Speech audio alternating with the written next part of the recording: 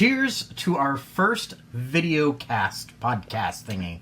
First video podcast ever. We upped the ante this time around. Or maybe we didn't. Or maybe we didn't. You decide. Maybe we didn't.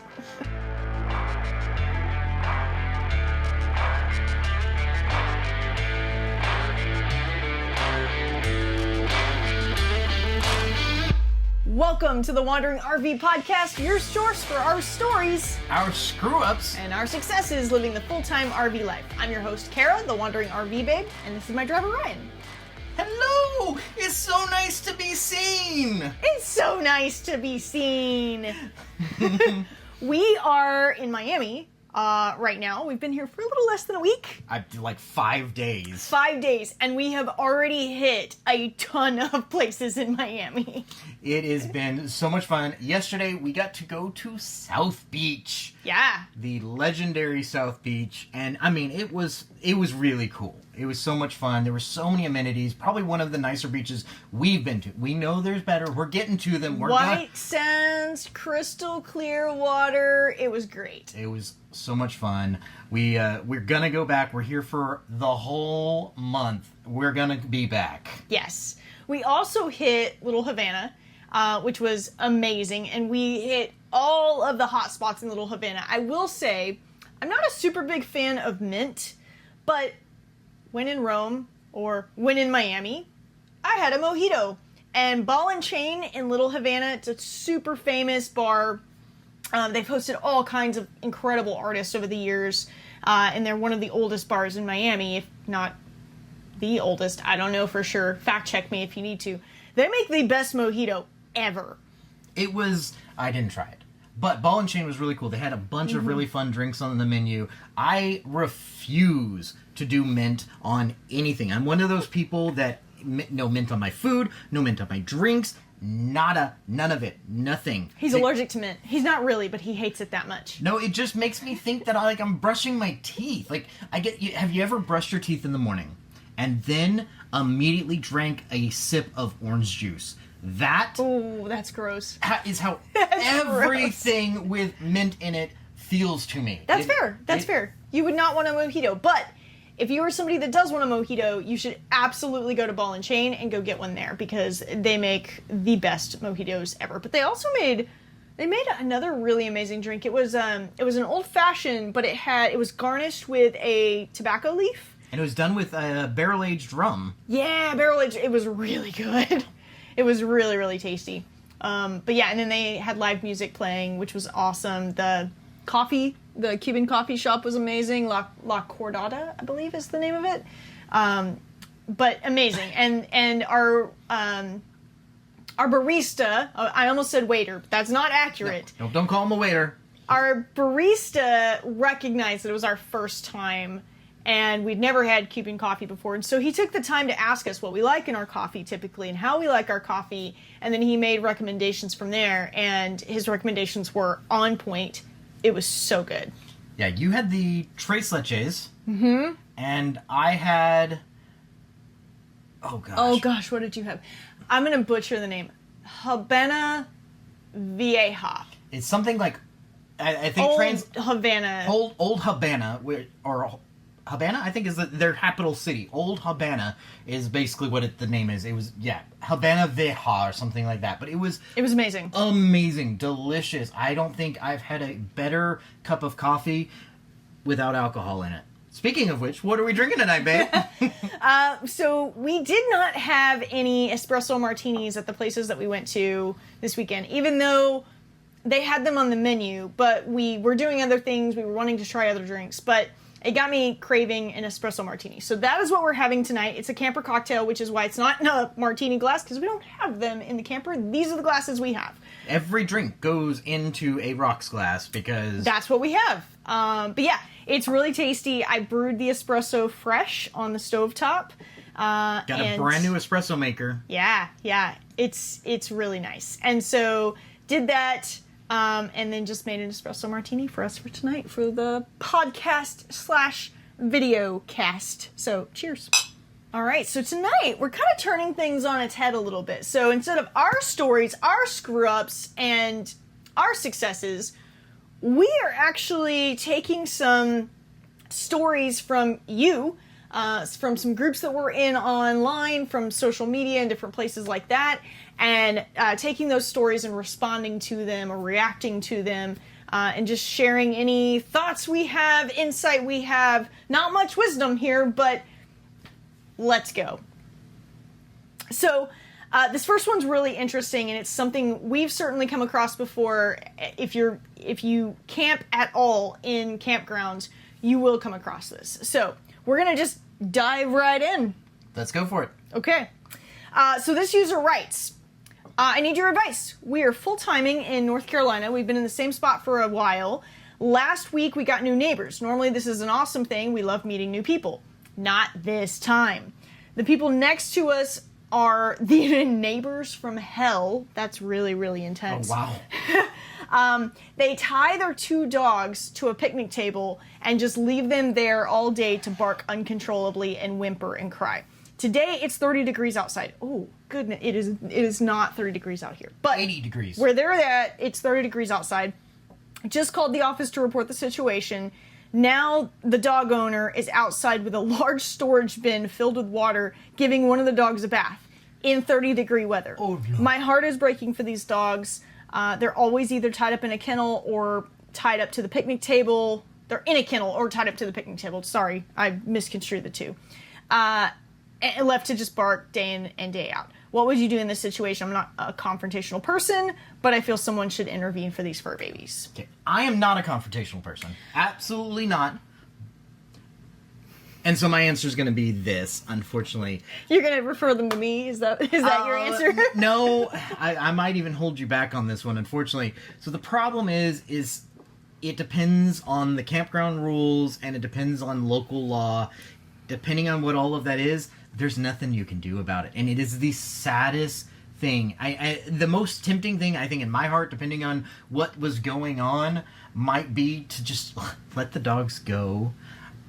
I'm not saying I would do it. It's not the right answer. But it's not the right answer. If there is no campground rule preventing it, or the camp manager is not going to step in, or there's no local law preventing it, or the local law will not step in, then you can't do anything. Yeah, but there are some things that you can do up to that point. I mean, that's kind of, you went all the way to the end. I think there's some steps that you could potentially take in the meantime to figure out what all the rules and requirements are. I get it. You would feel helpless, and I understand that. That's, it's not your fur baby. You don't really have a direct right to intervene. But yeah, I mean, it's really heartbreaking. So first and foremost, just what they said, go talk to the office. Most campgrounds will have rules about pets because they've run into this so often that they will have rules. Now, whether or not they enforce those rules is a whole nother situation. So I would say, honestly, go talk to your neighbor. Like, try it. See if they'll respond to it. If nothing else, you could come in from the perspective of, hey, they're barking. It's, kind of disruptive. Would you mind just bringing them in every so often, just so that way it gives them a break? If that doesn't work, then yeah, go to the office. Go talk to them. See if the office manager will intervene. If not, then you could call animal control in your local area. I'm going to play devil's advocate for a minute, and I'm just going to kind of go out on a limb. We've all seen the TikTok videos responding to people who've complained about their dogs being outside. There are absolutely dogs who love to be outside in the cold. So first of all, I'm gonna say it depends on the dog. Yeah, like the temperature thing sounds really bad to us, but we don't know these dogs. My dog loves the heat, and she will literally stay out in the heat until she is burning up and needs so much water, and we have to encourage her to be like, hey honey, there's some shade over here. Some dogs are just that way. Now, do we know that much heat is bad for her? Yes, we absolutely do. Do we know that 30 degrees is bad for those dogs? Actually, no. There's a lot of breeds out there. It depends on the dog. Yeah, there's a lot out there that really can handle that, and they're fine with it. Do I think that it's okay to leave your dog outside unattended? That's where I draw the issue. No. You should not be doing that at a campground. At your own home, if your dog likes to be outside, out back, Except that there's certain cities and certain states that do have laws prohibiting leaving them out Correct. chained up without supervision. So you do have to be aware of that. But outside of that, like if your dog enjoys being out back, like we had a dog once that loved to be outside. She just wanted to stay outside all the time. All the time. And that was her happy place. And we'd go out there, we'd play with her, we'd have so much fun, and she loved it. And she didn't want to come inside. She did not want to come inside. But I will say the other issue here with this story is the dogs are barking constantly. That's the two issues: is are the dogs really happy outside? Is it really good for them to be chained up outside? That's more of the bigger issue. Yeah. It's really okay for them to be chained up outside, and they're barking. They're causing noise issues. Those are the two real issues. Ignore the temperature. Ignore the fact that they're outside unattended, even though that's an issue as well at a campground specifically. But ignore that. The two issues are: should they really be locked up like that, or should they be barking? And that's a problem because some people work from their RV and they're on calls all day long. Or some people are recording a podcast from their RV. A dog barking right now would definitely interfere with the podcast. Yeah, so you don't want to do that. So the best thing, like Kara said, is talk to the manager, ask them to do something. If the manager is not willing to intervene, ask to be relocated. That's honestly your best solution. Is see if there's another spot somewhere else in the campground. I know it may break your heart. It may feel horrible. You may feel like you're leaving those dogs to the wolves, but there's a lot that goes into that, and I would say just ask to be moved, honestly. Yeah. I will say they did make a note that the dog owner was giving the dog a bath. That's now, good. It's attention. Now whether or not it's in 30-degree weather, probably not great for the dog, no matter what the dog is accustomed to. Even huskies, like, I could imagine that would be fairly chilly for them at that point. But it sounds like the dog owner at least has some degree of responsibility, and so I would advocate, like, don't be super confrontational but like, go talk to the person themselves, and like, maybe they're just a new dog owner and they just haven't figured it out yet, and go offer to help, but let them know, like, hey, this is probably not the best approach, and see if they're willing to hear you out. If not, then absolutely escalate at that point to the campground owner. Okay, real quick note though, for our foreign viewers, 30 degrees Fahrenheit sounds really hot to y'all, I'm sure. It's cold. It's cold. It's cold. Just below freezing. Just below freezing. 32 degrees Fahrenheit is freezing, so it's just barely below. All right, next. User writes, been full-time with my dog Stella for over a month. Awesome. We plan to travel and chase the warm weather year-round. That's what we do. I'm feeling friendship growing already. We've got our one dog. We've got our warm weather. Perfect. Love it. Now I wish I would have gotten a fifth wheel or a larger bumper pull, though. I see mixed answers online. I'm wondering if my truck will handle a fifth wheel long term. The gross vehicle weight of my truck is 19,500 pounds for a 3/4 6.7 diesel 4x4 long wheel base 6-speed manual. That's a lot of words. Basically, it's a 3/4 ton truck with, I'm assuming, a long bed. Yes. And the gross vehicle weight rating on it is around 19,500 pounds. Okay. I'm going to let you answer the majority of this, and then I will just translate the bullet points here, because you know what you're talking about. I know in general enough to be dangerous or not so dangerous when it comes to pulling trailers and weight ratings and things like that. And by the way, this is Dodger. She's saying hi, but she actually just wants attention. Maybe you are probably fine. Maybe you were probably fine. Maybe you're probably fine. That instills confidence right there. 50% of the time, it's going to work 100% of the time. If you have only ever driven around normally with your truck with a manual transmission, or you're pulling a light trailer right now with your manual transmission, you might be feeling perfectly fine. You may be doing nothing wrong. But when you get closer to that cap of 19.5, minus 20%, minus the 20%, never tow at the max. That is max on a flat road, not max when you're going uphill. Yeah, so it also kind of depends, too, on where you plan to go. If you want to be able to travel the entire country then your weight rating for your trailer needs to be below that, even below the 20% even.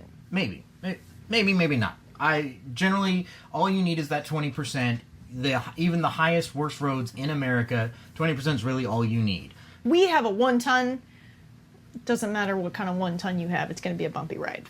The other thing, too, that they didn't point out here, but I think it's worth mentioning, and you might be getting to this, is pen weight. I am getting to this. Well, hey, there we go. I'm just like teeing you up for it. Pen weight is kind of confusing.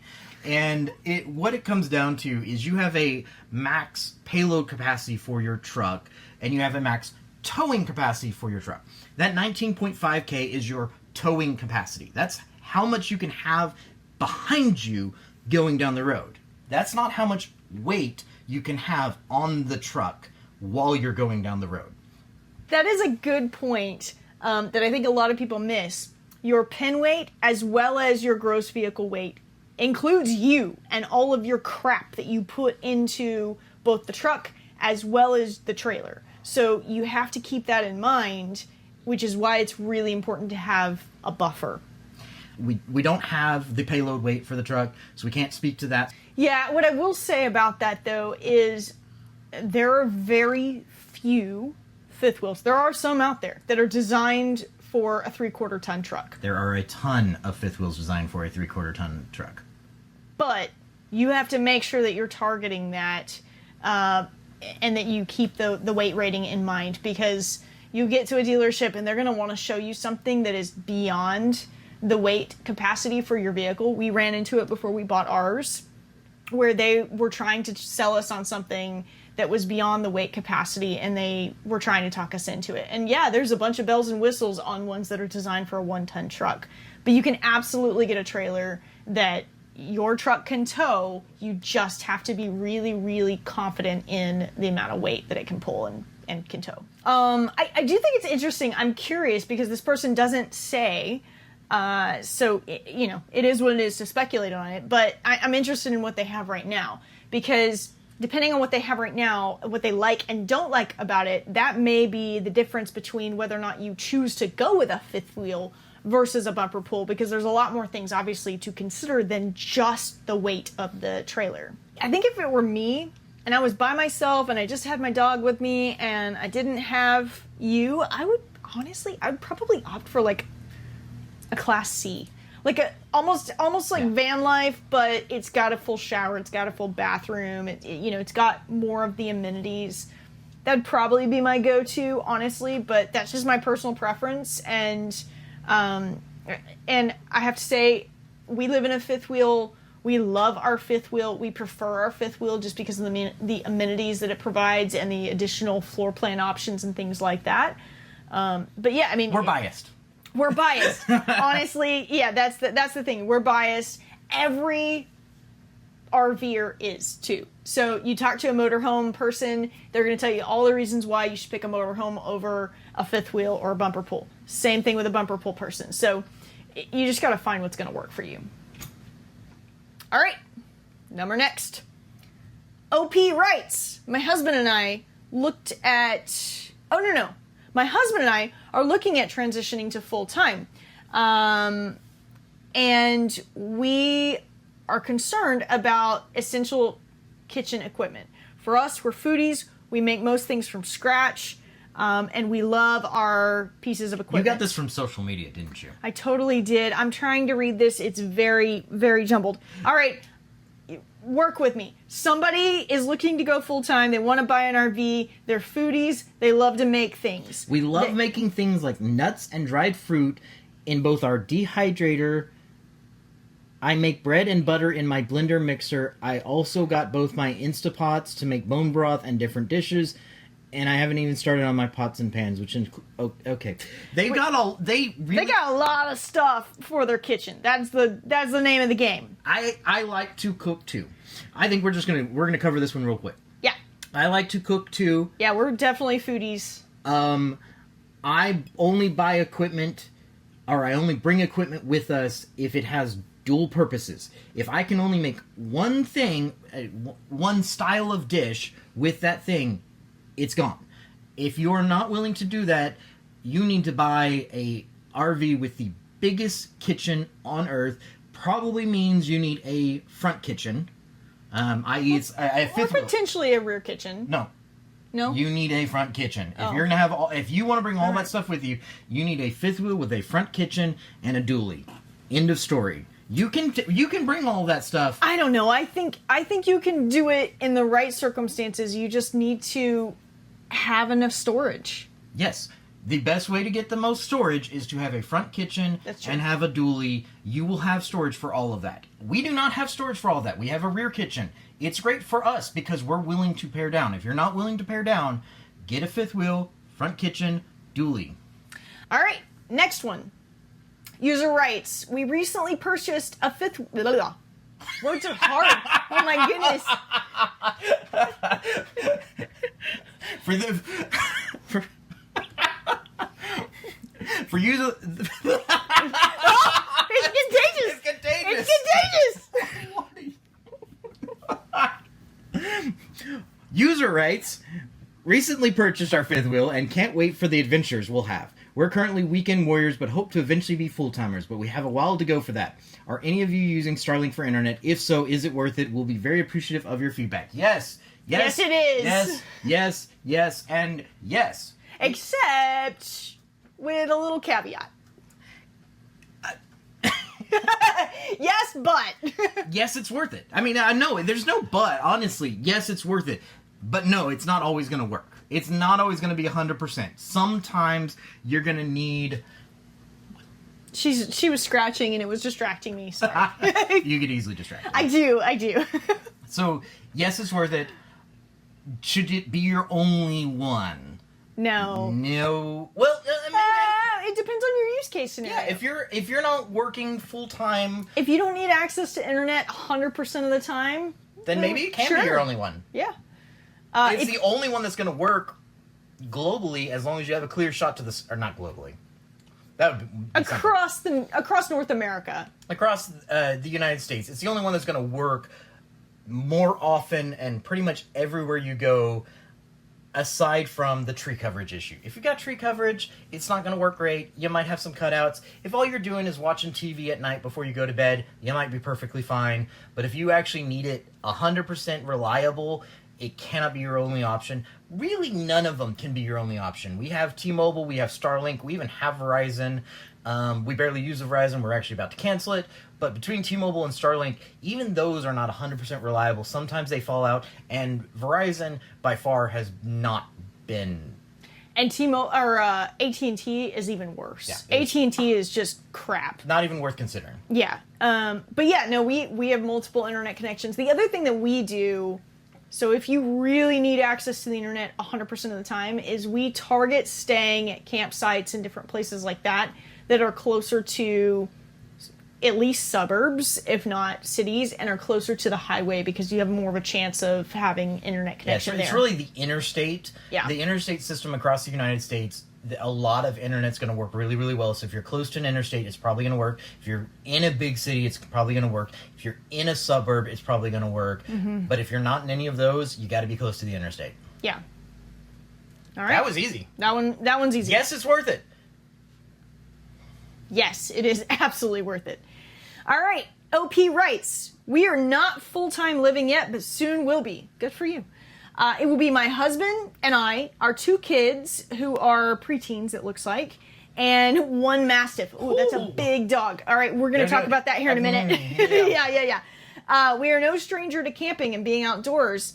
That was life for us at one point when we were living in Colorado. We went every weekend, and we were off camping, hiking, fishing, and immersed in nature. We have all... This one came from social media, too. We have always been tent campers, never trailers. Heck, there was a point that we thought trailers were no way to camp. You're right, it's not. It's called glamping for a reason. While I still believe this for the most part, we moved to Oklahoma a couple years ago from Colorado. We've been camping once since then, and it was miserable to try to sleep in 90 degrees. Definitely missed the colder nights that the Colorado desert provided. We decided after our first trip that we would no longer camp in the heat without a trailer of some kind, so we're looking forward to getting trailer and exploring again. Awesome. But we have a question. The amount of, poo emojis are running rampant. 4 through pooey this. emojis. 4 poo emojis. The amount of poo horror stories we've heard has made me nervous, rightly so.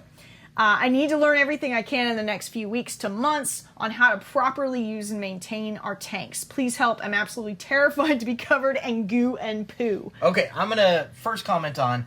We need to comment on the thing that this post is not even about, which is the Mastiff. There are a lot of campgrounds that are not gonna allow you to have a dog that big.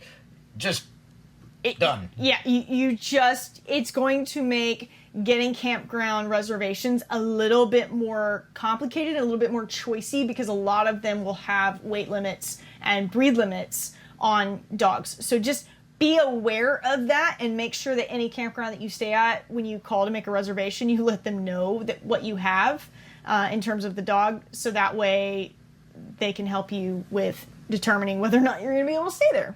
Second point, yes, 90 degrees outside, even inside, trying to sleep at 90 degrees That's is terrible. miserable. That is point number one for making sure you have a dual AC unit, and with a dual AC unit means you need a 50 amp hookup, which usually means you're going to be at potentially nicer RV parks, which means that there's going to be more restrictions potentially on dog sizes. So just keep that in mind, that like those things kind of stack on top of each other a little bit. Like you're going to go places that are going to be perfectly fine with you having a big gigantic Mastiff, but they may not be as nice, and they may not have 50 amp hookups. They may only have 30 amps. Just something to keep in mind. Those things can kind of stack on top of each other. The amount of poo emoji stories that you have heard are all true. Yes, the poo pyramid, it's a real thing. It can really happen, and it's terrible if it does. But you can recover from it. Controversial, we only use RV toilet paper. We do not use regular toilet paper. The one period of time that we did, it was about 2 months, was the only time we ever had the poo pyramid. And so... No, okay. Hold on, let me explain what a poo pyramid is. So, your tank is more wide than it is tall. So, it may be a foot tall by potentially up to 8 feet or so wide. So, what that means is, as you deposit... As you make a deposit. As you deposit solids, they go into it, and... This includes toilet paper, by the way. I'm not just talking about... This includes toilet paper. Anything that goes down the drain. Anything that goes down the drain. It comes from your toilet straight down and right onto the tank. That was a really apt sound that you made. Thank you. If things are not right, some of the issues that can cause this is not enough water in the tank. So if y'all poop a bunch... right after you dump... You make a lot of deposits. If you make a lot of poo deposits right after emptying the tank, this can cause a little pyramid to form from the bottom up before it's had time to disperse, because again, it is wider than it is tall, and that poo pyramid can kind of form. Very easy to fix. Go get yourself a PVC pipe from like Home Depot. Just get it long enough. You take it down there, you shove it in there, and you mix it all up. It goes away super easy. But this is why we use RV toilet paper, because that's the only time we ever got one, is when we were using regular toilet paper, one that was recommended to us by other users on some of these pages. Yeah, it was septic safe, and it had it right there on the label, septic safe, but... And it is septic safe. It was way too absorbent. Well, it's not that. It's that it will eventually break apart, but it doesn't break apart quickly enough. And that's the issue, is that RV toilet paper will break apart a lot quicker. That's why some people don't use it, because sometimes they feel like it breaks apart too quickly. We've never had that problem. That's personal experience only. I don't know what your experiences are, so just keep that in mind. But if you do use regular toilet paper, what you might need to do, and this would alleviate some of that issue, is you need to make sure that you're not depositing more liquid into it, especially right after dumping. So that's honestly the biggest thing with poo pyramids. And that's just one issue. Yeah, one of the strategies that we use is, in most RV toilets, there's a valve. It's a foot valve, which is really funny. When I go to a regular bathroom now in a regular home, I look for the foot pedal. That's how you know you're a true full-time RVer. But when you go to make a deposit, fill it up a little bit with some water to let it go. And then our toilet is actually right next to our sink where we wash our hands. And so I'll just leave that foot pedal down while I'm washing my hands to let a little bit more water come through. So that way we have a better ratio of water to solid deposit. And that's really all it is. When it comes to the black tank, i.e. your poo storage, is higher water to solid ratios. And really the spot where it happens the worst is right after somebody's dumped the tank, and then they go to dump themselves. And maybe because you have multiple family members, everyone just happens to dump at the same time. Yeah, all on the same schedule. Yeah, that's where things... So that black tank, water to solid ratio helps a ton. We like to use RV toilet paper. If you don't like RV toilet paper, that's fine. Just keep in mind extra water. Your gray tank. Very simple, honestly. Yeah, I was actually thinking that same thing. I was like, you should talk a little bit about using the gray tank when you're dumping, because you have a really good system that you use for the gray tank that helps to flush the black tank as well. Yeah, so my routine is basically I dump the black tank and I'll run the black tank flush, which not all RVs have. So that's a nice luxury that I have, is I can just go turn the RV flush on, or the black tank flush on, while I'm dumping, and I'll wait till it goes clear, and then I'll turn the flush off, and then when the water kind of starts to just get down to a dribble, I'll go ahead and close the black tank.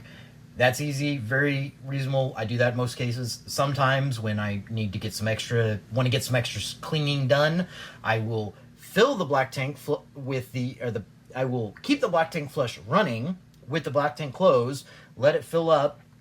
For ours, it's usually about between 6 to 8 minutes to kind of fill up, depending on the water pressure. And after that amount of time, I will rip it open again, and you get a nice big flush, and you get a lot of extra gunk out. So that's number one. Those two things, that's how I manage the black tank. However, what I always do when I go to dump the black tank is make sure that the gray tank is ready to be dumped as well. Which means close your gray tank ahead of time in order to ensure the gray tank can fill up. There's a ton of people that talk about, oh, you leave your gray tank open all the time. You can leave it open sometimes, but when you go to dump, you need to make sure that gray tank is full. It's usually about 3 to 4 showers and maybe 1 load of laundry, and I can fill the gray tank up that quickly. Yes, we have a washer and dryer. Yeah, we have a washer and dryer. If you don't have a washer and dryer, 4 to 5 showers. Yeah, whatever. So I'll close the gray tank, about 4 to 5 showers, or 3 and a wash, and then all of a sudden I've got a full gray tank, and then I dump it after I dump the black tank. So it's basically, it kind of pushes everything along, depending on how your sewer lines are set up. It helps to kind of move any potential solid waste out of your sewer lines, so that way it doesn't sit in there, it doesn't get your sewer lines all dirty. It's really efficient, really, really easy. And then the last point I'll make is some RVs have a third tank called a galley tank. Ours does. And all that's hooked up to is your kitchen. So the biggest issue I will say with that one is sometimes food particulate goes down there. And so you kind of have to treat it as like halfway between a black tank and a gray tank. You kind of... Why can't I not think of the word? You kind of want to like fill it up, and then you make sure it's like got a good water to solid ratio, and then dump it. And sometimes what I've actually done with our galley tank, just because it's often separate on its own, I will literally just run the kitchen sink until the water is no longer draining, and then I'll dump it, and that will create a nice little suction effect that'll pull some of the food particulate out. Yeah, so that's the galley tank. That's the galley tank. I will say, you still want to try to prevent solids from going down your kitchen sink, but occasionally like stuff comes through. So yeah, essentially flushing your galley tank is mutually beneficial for other tanks in the RV. Last tip on this, yes, when you're camping in an RV, you are becoming a septic tank worker to a certain degree. You just have to accept that. There's tons of reviews and things like that, tons of videos on YouTube that you can watch as well that'll help you. The last tip that I will share on that is we grab a bag of ice. I know it sounds weird. We grab a bag of ice before travel day, and then we dump it down our toilet on travel day. After the tank's already been dumped, so like a nice clean tank. Yeah, after the tank's been dumped, it's usually about a third of the way full. And between the ice sloshing around on travel day and the tank already being fairly clean, it will clean off the rest of the dirt that's in there. Yeah, if you put ice down and the tank's already got a bunch of stuff in it, the ice is going to melt too quickly. It's not really going to do anything. It's about the fact that it's kind of got a solidity to it that can kind of scratch the solids off the walls. Scratches the side. And it will melt, turn into liquid, and really creates a nice little slush that'll come out of your tank very, very easily when you get to your destination. Yeah. Moving on to our pick of the week. Do you want to tee it up? I'll tee it up, I guess. My interaction with this is very limited, unless I'm looking for something. Join Facebook groups, join Reddit groups, go look at the forums. So it's a really important forum. So like your truck, there's probably a forum out there for your truck. Go look at that. Your forum. Specific truck. Your exact truck. Go find that forum. Talk to people. Get in there. Or even if you don't talk to people, just read what other people's experiences are. I mean, they will talk about camping. They'll talk about towing. They'll talk about maintenance. They'll talk about everything under the sun for your truck or your RV or whatever. Like, join those forums. Join those community groups. Make that a priority. We joined months before we even bought our RV and before we bought our trailer, just to like start getting a concept of what we even wanted to buy. Honestly, like just being in those groups was enough to help us decide what we ought to buy. Do that. Get in those groups. Go to Reddit. If you don't know what Reddit is, it's just a giant forum of many different topics, and you just find one specific topic. And then there's individual forums out there as well. If you don't know what a forum is, it's just basically... Most people know what a forum is. It's a Facebook group before Facebook was a thing. I just wanted to make the joke that I'm old enough to know, what we did before Facebook was. That's true. So yeah, just join those groups and be a part of them and communicate with them. Add your tips. This is where we got all of this. This was all from Facebook and Reddit and any individual forums. Go check it out. Yeah. Hi, Dodger. Oh, hi, Dodger. So, fan question of the week is, where do you park your RV? There's a misconception. I parked You park here? We're parked right here. No, there's a misconception that you can park your RV anywhere. And that is absolutely false. We have a whole RV myth TikTok about this, but it's not a thing. Sometimes you can get away with parking your RV anywhere. But that does not mean you should, and that does not mean you might not get in trouble. Yeah, there are times where you can absolutely find places like BLM land. A lot of that is kind of in the Midwest and out west. You could stop at a truck stop. A lot of truck stops will let you park overnight. You could stop at a Cracker Barrel or a Walmart. Most of the time with those, you still have to ask permission to park overnight. But in general, because there are so many more RVers out on the road than there were even just a few years ago, you generally want to have a reservation to know if you pull into a campsite, you're not going to get turned away because they're full. So it's kind of a choose your own adventure. If you want to know beyond a shadow of a doubt that you're going to have a place to stay that night, make a reservation and plan to have reservations for every place that you stay along your trip or your journey. If you want to choose the hey, we're just going to fly by the seat of our pants and come what may, that's fine. But in that case, I would absolutely recommend that you stop your day mid-afternoon and try to find a place to stay, because the first 1, 2, 3, 4, 5 places that you stop at may tell you no. They may say there's no room in the inn and you have to keep moving. Yeah. It really just comes down to the fact that, yes, you can theoretically park your RV anywhere you want to, Doesn't mean you should. It depends on the amount of time.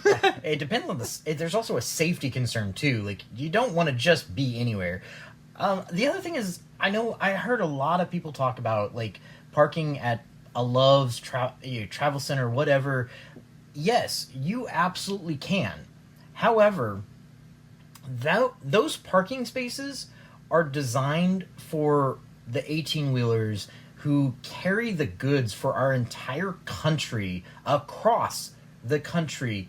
And if it's full when one of them gets there and they're planning on sleeping for the night and they have to find somewhere else to sleep, it's kind of not good. And so we really try to avoid imposing on 18-wheelers, because they really are super important, and I really don't want to be the reason that some 18-wheeler driver who's just got done with a 12-hour shift and he's got his mandatory 8 hours that he has to sleep.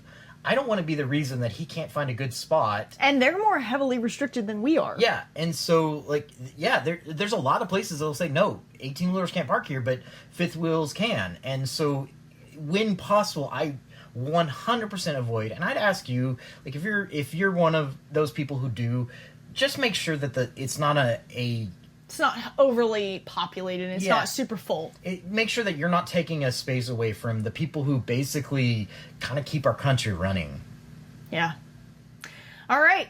That is our episode for this time around. Hopefully you liked it. Let us know. I'm sorry you had to look at our ugly faces. Well, one pretty face and one ugly face. But stay connected to us. We're on all the social medias. We're really active on TikTok, Instagram, YouTube, Facebook. So come check us out. Wandering RV Babe is our handle on everything. Or you can email us a question, comment, or story at podcast@wanderingrvbabe.com, and we will see you next time. Yeah, let us know what you thought about this. Like, if you like hearing other people's stories, maybe you don't go out there looking at the forums. Like, let us know. Maybe this was really fun for you.